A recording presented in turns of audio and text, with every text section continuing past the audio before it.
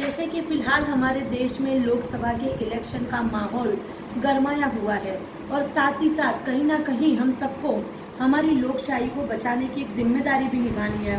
पर पिछले कुछ दिनों में सरकार ने एक जिस तरह से अपोजिशन के लीडर्स को, जैसे आम आदमी पार्टी के काफ़ी सारे लीडर्स को जेल भेज दिया गया है, अपोजिशन पार्टी कांग्रेस के बैंक अकाउंट फ्रीज किए गए हैं और साथ साथ एक बहुत ही बहुचर्चित मुद्दा चल रहा है इलेक्ट्रॉल बॉन्ड्स।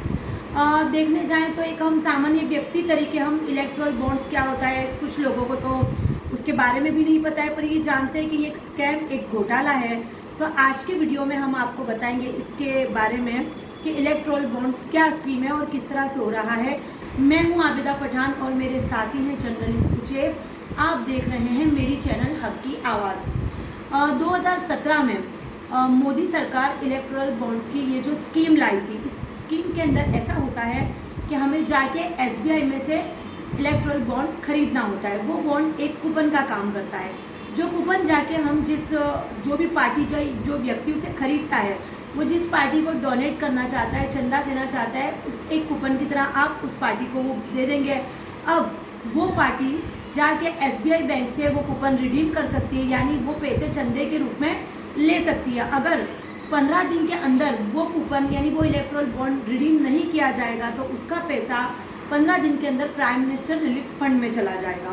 अब देखने जाएं तो एज पर ईसीआई के डेटा के मुताबिक इलेक्ट्रल बॉन्ड 12,700 करोड़ के थे, जिसमें से 6,000 करोड़ यानी 47.5% शेयर रूलिंग पार्टी यानी बीजेपी पार्टी को मिला है। जबकि उसके पहले माननीय श्री गृह मंत्री अमित शाह ने एक स्टेटमेंट ऐसा दिया था कि 20,000 करोड़ से ज़्यादा के इलेक्ट्रल बॉन्ड्स थे, जिसमें से 6,000 करोड़ बीजेपी मिले हैं।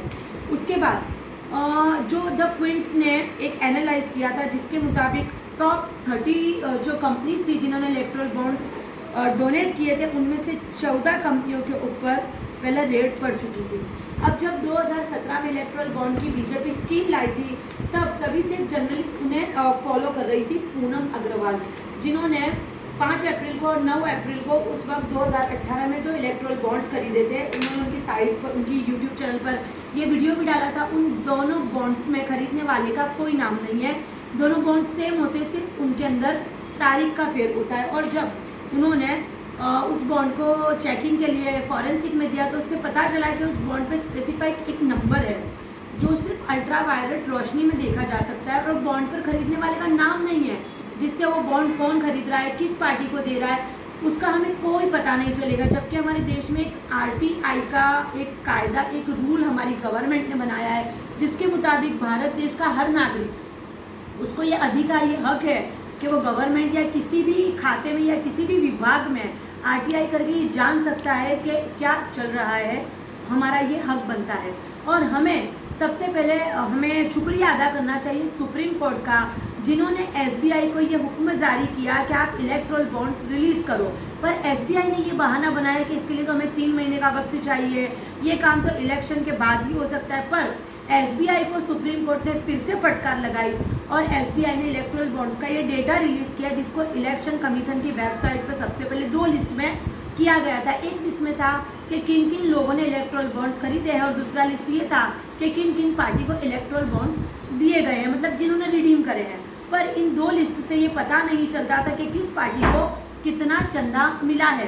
तो एसबीआई को सुप्रीम कोर्ट ने फिर से डांट लगाई और उन्हें ये हुक्म, ये नोटिस जारी किया गया कि वो फिर से एक डिटेल लिस्ट बनाए, जिससे पता चले कि किन किन पार्टी को कितना चंदा मिला और किन कंपनियों ने दिया गया। ये बात 21 मार्च की है तब।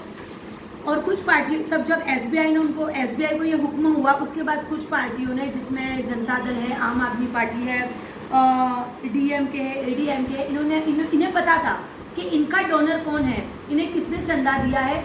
वो लिस्ट उन्होंने खुद ही इलेक्ट्रल बॉन्ड का रिलीज़ कर दिया कि भाई हमें इन कंपनियों से या इन व्यक्तियों से इतना चंदा मिला है। पर इस स्कीम में, इलेक्ट्रल बॉन्ड में भी ऐसा था कि ऑपोजिशन पार्टी को या देश की जनता को कभी पता नहीं चलेगा कि कौन चंदा दे रहा है और किस पार्टी को दे रहा है। पर हमारी रूलिंग गवर्नमेंट बीजेपी को यह बिल्कुल पता था कि किस किस पार्टी को कौन चंदा दे रहा है, कितना चंदा दे रहा है।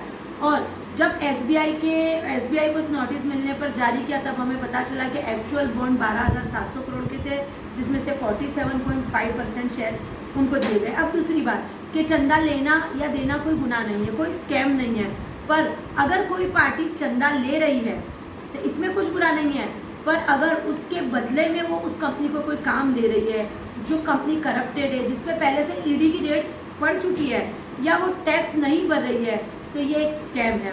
और अगर इलेक्ट्रल बॉन्ड्स का जैसे बहुचर्चित मुद्दा है, पर एज अ कॉमन मैन कितने लोग ऐसे हैं जिन्हें कोई इंटरेस्ट नहीं कि होगा इलेक्ट्रल बॉन्ड है, भाई ये कुछ मामला चल रहा है, न्यूज़ में आजकल बहुत आ रहा है, सोशल मीडिया एपी पर भी छाया हुआ है।